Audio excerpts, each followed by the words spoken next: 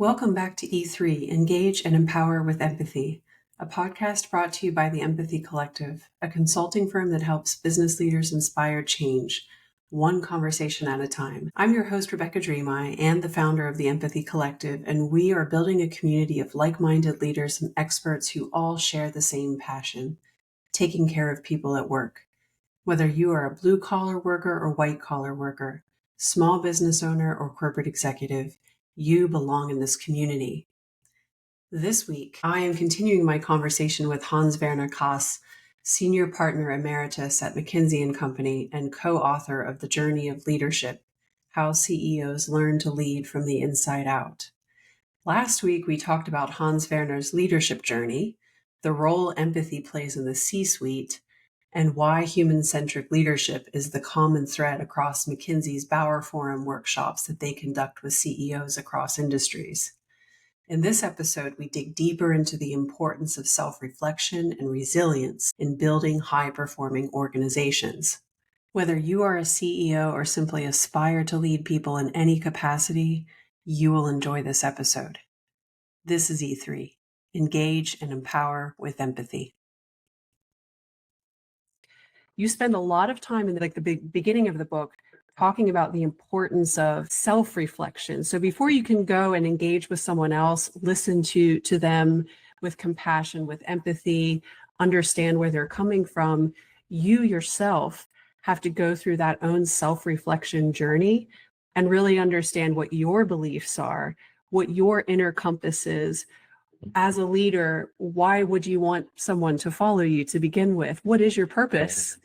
And I think Bob did seem to do that fairly well, especially as he was going through that pivotal moment in his career where his business wasn't doing well. He took his employees through the financial crisis in 2008 without having to lay anyone off. He went through some crisis moments that probably required a lot of deep self-reflection in order to then help his people get to the other side safely. Tell me a little bit more about what you've seen in the Bauer Forum as far as what other CEOs are doing to take the time to truly self-reflect, because I feel like when I mention this to people, it's like, oh God, I don't have time for that.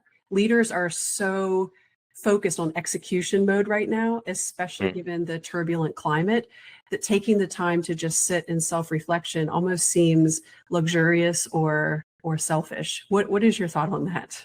Yeah, this is the most fundamental question every leader should ask.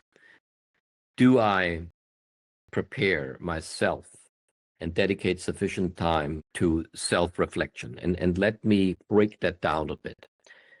Before you even come to self-reflection, you need to develop self-awareness so that you yourself listen to your inner self. And what we mean with that are not only your rational, your intellectual reflections, how you break down a business problem in sub-problems and how you can tackle it with solutions. But listening to yourself means what are actually your own, first of all, thoughts and then emotions. Because when you listen deeply to yourself, you have thoughts which you are not sharing with others. You're only sharing them in your own mind with you. Some of them are very private because some of them might be thoughts around, call it anxieties. Some of them might be thoughts about self-critical reflection that you did not treat a colleague very well, but you are not yet ready enough to approach that colleague and offer an apology, or even beyond apology, building a new bridge to that colleague. So you need to, first of all, understand and be honest with your own thoughts. And that is an exercise which is not easy, because you do need people you really trust, a few confidence, where you could actually bounce off those thoughts and emotions behind it. And that can be people, and have to be people you trust. That can be your partner, your spouse. And, in some cases, if you have grown-up children, it could even be a son or a daughter. But it could also be in the business world, maybe a colleague whom you have known for years and you really trust. By the way, in some cases, or maybe in many cases, those are not always the colleagues on your most senior leadership team. Because we have seen in the Bauer Forum that CEOs and true for also leaders are usually lonely. They don't know whom they can open up to or expose with those thoughts, emotions, anxieties, but also motivational forces. So that inner compass and develop and listen to your own thoughts and emotions. And frankly, even write them down and go through an exercise where you might a little bit, I call it like a balanced portfolio, write negative thoughts or anxieties, struggles, thoughts and emotions down on one side of a sheet of paper. The positive ones which inspire you, which drive you forward, motivational dynamics and thoughts on the other side. See how they're interconnected or when they are coming up. When you actually see that one side of the balance sheet, I call it now, gains a bit more the upper hand versus the others, and what are the underlying causes behind it. That is how we actually would advise to actually learn to listen to yourself and drive self-reflection. Now, in the Bauer Forum, we have a very unique way of doing that in addition to what I just described, which is almost like a self-application, what I described. You can do that anytime if you're on your own and you have one or two confidants with whom you're in tech with. In the Bauer Forum, we have a technique where the respective CEO shares his or her context, where he or she is in the leadership journey, what the 2 or 3 big fundamental questions or priorities on his or her mind are, which we are problem solving then over a course of 2 days. And as part of that reflection, at some point, when we go into depth of the 3-hour deep dive for each CEO, after that context description and sharing the own position and reflection in your own leadership journey, as a Bauer Forum host and coach, I then ask that individual, that CEO, at the table there are usually 2 to 3 other peer CEOs with a couple of other accompanying McKinsey partners. I ask that individual to turn the chair around. Literally, physically around 180 degrees. And once the chair is turned around, that CEO is only allowed to listen, no longer to participate in the conversation, which we are then continuing. And we are, as I call it, peeling back the onion around those thoughts and emotions and underlying causes, what we have heard, but also things we may have not heard, but we suspect they may play a role. And we are trying to peel back the onion and understand what those drivers are and how that relates to the top 2 or 3 big priority themes, a question on the mind of that CEO. And we try to provide not only the answers to the 2 or 3, or answers maybe a little bit too a stronger word, but suggestions, ideas, potential solutions to the top 2 or 3 questions on his or her mind. But we're also trying to address why these underlying thoughts, emotions prevail and how to counter the negative ones and how to enforce the positive ones. And then after probably a good hour of that disaggregation, we do go also in a suggestion mode while the CEO has still turned the table chair around and is listening but not participating in the conversation, and we offer suggestions what he or she could do. And we do that with the mindset, what I like to frame as best friend. A best friend you trust without any precondition, because you know that your best friend has your best well-being and future path in mind. However, he or she, that best friend, will also share the inconvenient truth, the things which you originally might not like to hear, but they're usually the most helpful ones. So after that session, then offering with the mindset of a best friend, various suggestions, potential solutions to the CEO, I then invite that CEO back to turn around the chair and rejoin the conversation and share the initial self-reflections, having listened to a conversation deeply and profoundly, but he or she was not allowed to participate in that conversation. So it's a very unique technique we have developed over the years and have refined it over the years, how to engage and teach or immerse leaders in self-reflection. And yes, you will not embrace it completely after a few hours with a deep dive immersion in the Bauer Forum. You need to continuously work on it after the Bauer Forum. And we are also providing suggestions how we do that with a commitment plan, which is also described in the book.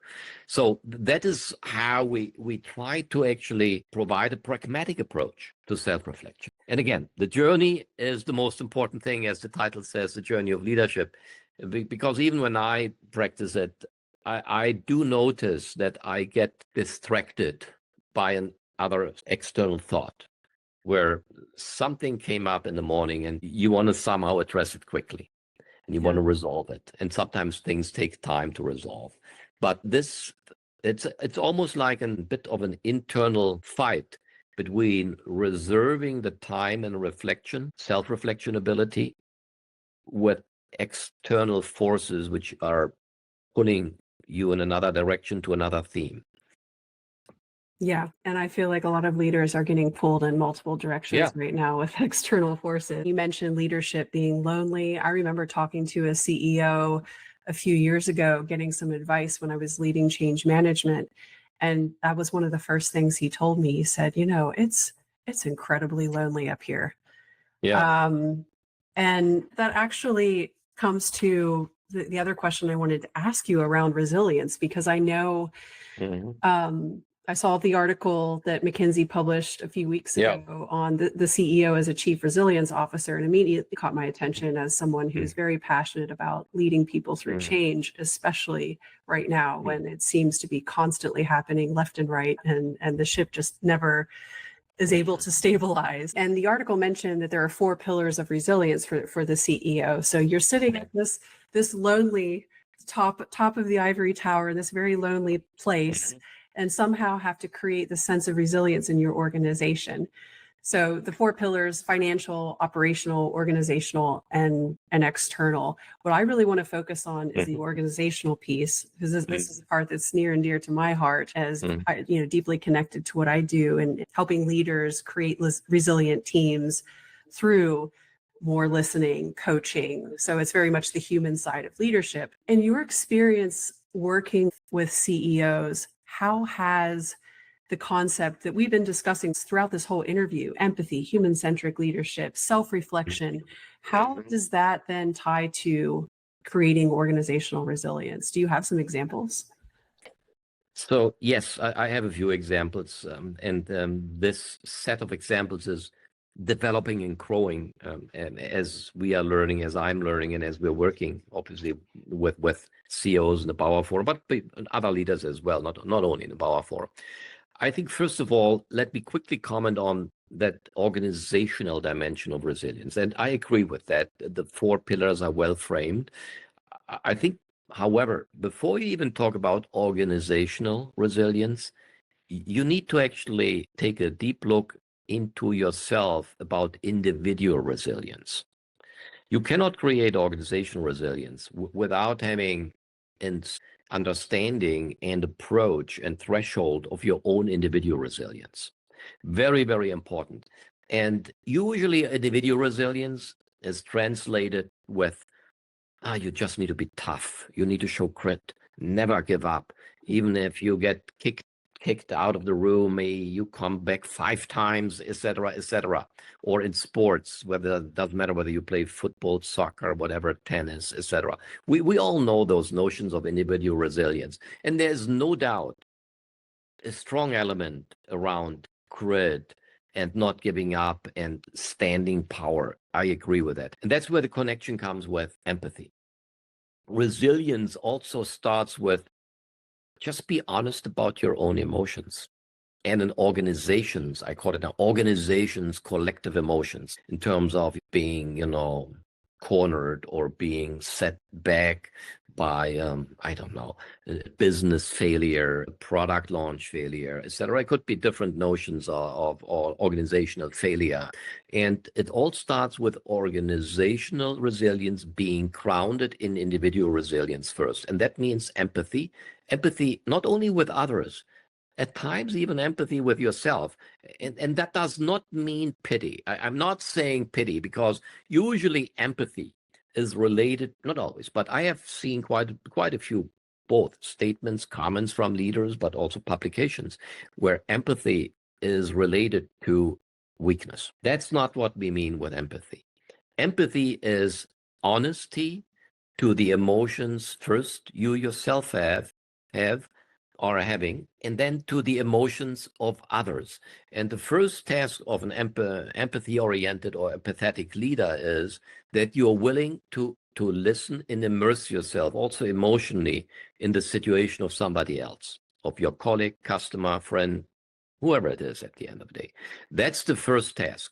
And then obviously, empathy also means that you show compassion. You can relate to the emotional status of a person. And that means asking a few questions and, yes, listening and paraphrasing. Even that already can build some confidence, some hope in another individual. And yes, then you go in a kind of a problem-solving mode, where you try to develop answer solutions, how you can deal with it, whether it's for an organizational resilience or individual resilience. But as you see, empathy plays a huge role in organizational resilience. And it is actually quite critical that you have that self-honesty, I call it, that you have to start with it yourself.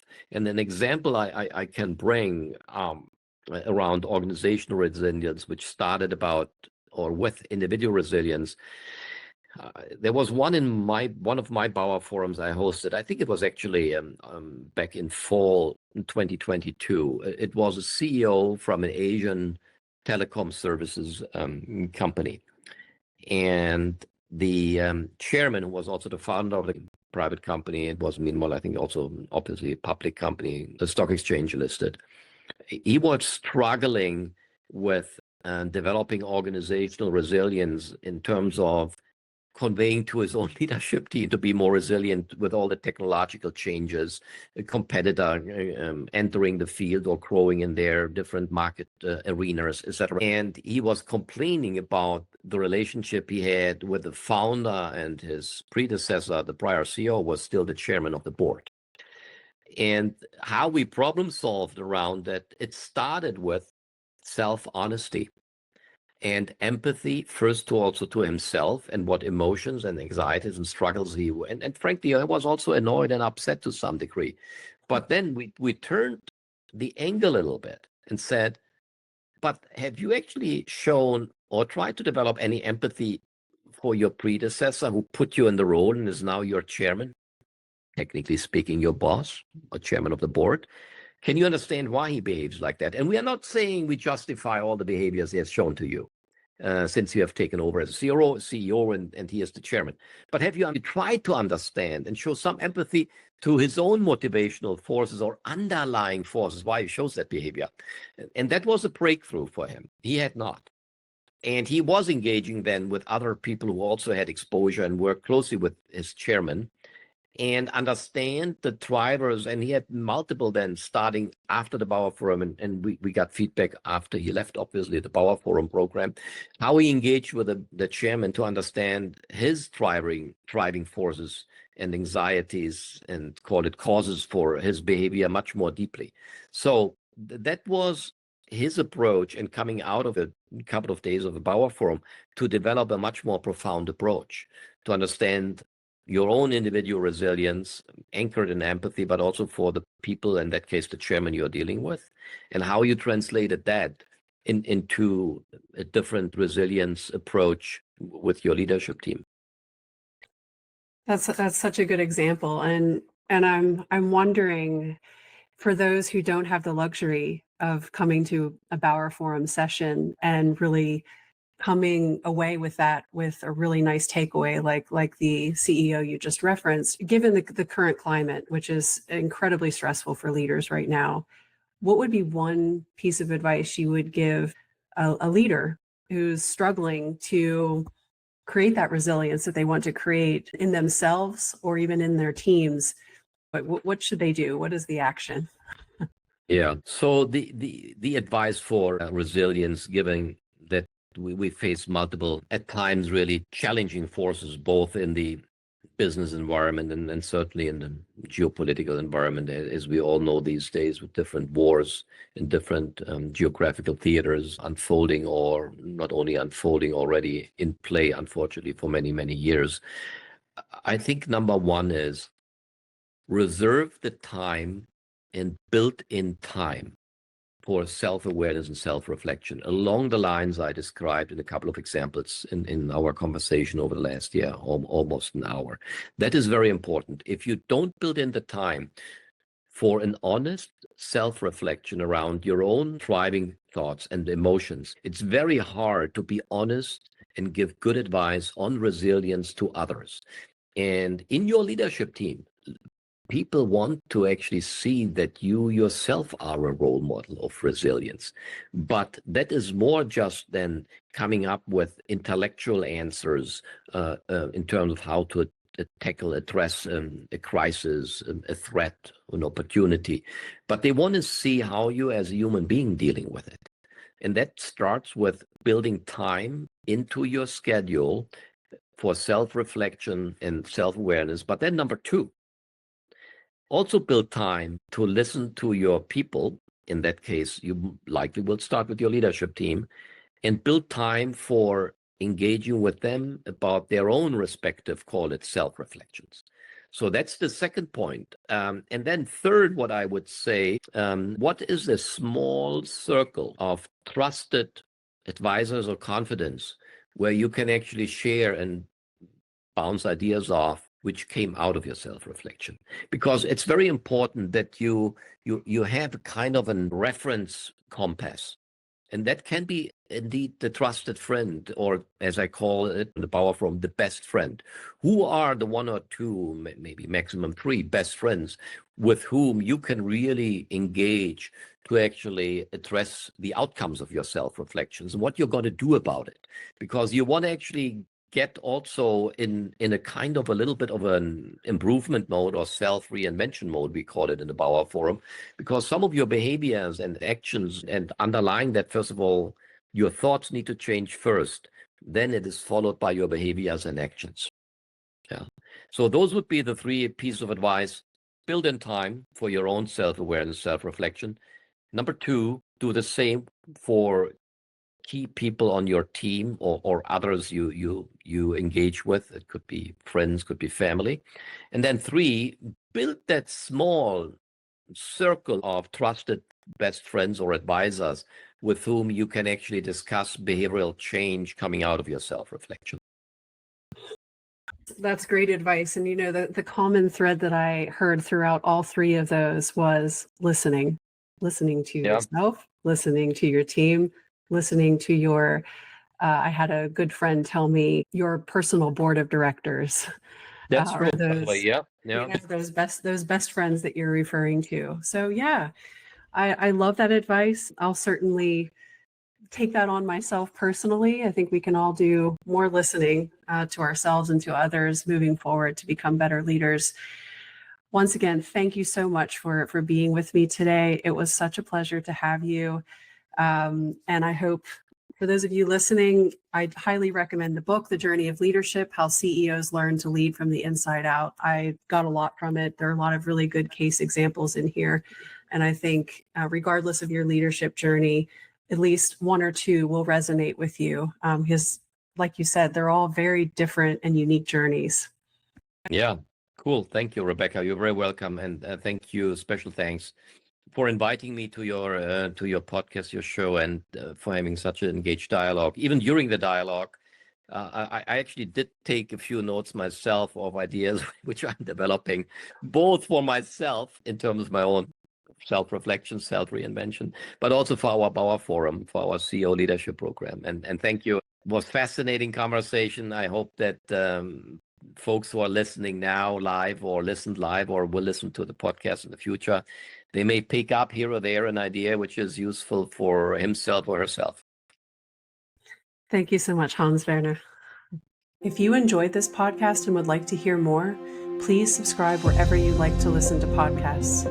And if you would like to learn more about the Empathy Collective, check out our website, theempathycollective.com. Life is too short. Let's take care of each other at work so that together we can make this world a better place.